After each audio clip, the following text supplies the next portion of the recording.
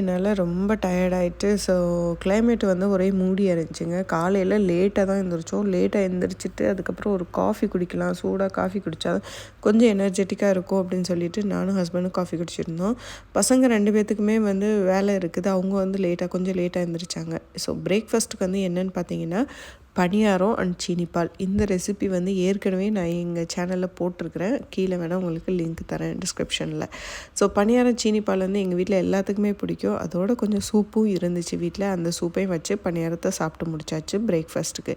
லஞ்சுக்கு பார்த்திங்கன்னா ரொம்ப சிம்பிளாக பிரேக்ஃபாஸ்ட் பண்ணனால லஞ்சுக்கு வந்து இன்றைக்கி தேங்காய் சோறு, அதுக்கப்புறம் மட்டன் குருமா வச்சுட்டு கொஞ்சோண்டு தயிர் சட்னி வச்சிடலாம் அப்படின்ட்டு தான் பிளான் பண்ணி அது செஞ்சு வச்சாச்சுங்க.